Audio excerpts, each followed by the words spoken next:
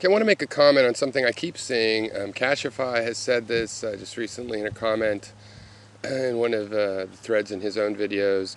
Someone else has said this to me, and it's the idea that ideas are immaterial, that ideas not material, and show me an idea under a microscope, said scoffingly.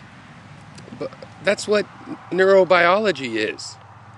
That's what neurology is about. What really bugs me about this is I don't think anybody really disagrees. I mean, everybody agrees, right, that ideas are in your brain and your brain is made of materials, right? Nobody thinks that if I take your brain away, you're still going to have ideas, right? Everybody knows that they open up brain patients and they stimulate parts of the brain sometime while they're going and doing their brain surgery to see whether they should go this way or that way, because they can actually stimulate the brain there, see what the person reports. They keep the person awake for this.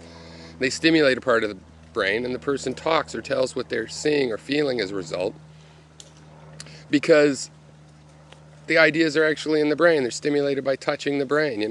That is the material representation of the idea. It's not a representation. That is the material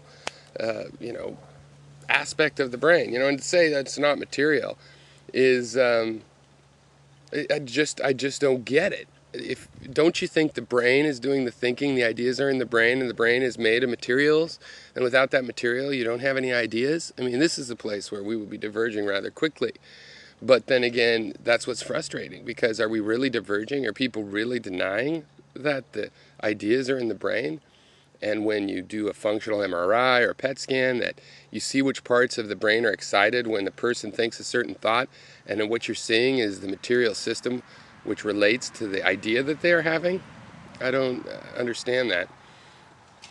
Similarly, another thing is this whole issue about whether energy and mass are the same thing. Is matter really just energy? I mean, somebody said, no, it's totally different. Yeah, all matter breaks down into energy, but they're totally different. And that's like saying that a diamond is not carbon until you break it down, because the diamond, the state of the diamond is different than that of a carbon atom on its own, or of carbon atoms in some other configuration, and therefore it's not really made of carbon while it's in the diamond state. But of course it is made of carbon, and a church made of bricks is made of bricks, and it could still be a church. You can say, oh, the church isn't material, because no, the church is made of materials objects. It's still material. The fact that we name the distinctions of scale and distinctions of one state versus another, you can break all energy down, all mass down into energy. And when you break energy down further, you get smaller bits of energy, and as far as I know, infinitely fungible. Now in quantum mechanics there may be the smallest amount of energy possible or something like that. I would not be surprised, but I also do not believe that anything like that is as of yet confirmed. But even so, I mean, on our scale, obviously, it's the mass which breaks down into energy, and that means that mass is energy.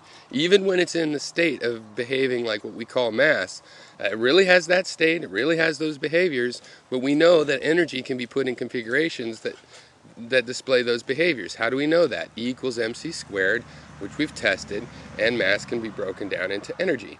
So that also is a physical fact, that everything is energy, and that in a sense these are equivalent. There's still a distinction there, but the fact that you can transform one into the other when decomposing that one means that they're the same, in the same sense that a brick church is made of brick. It is of brick. That's its material.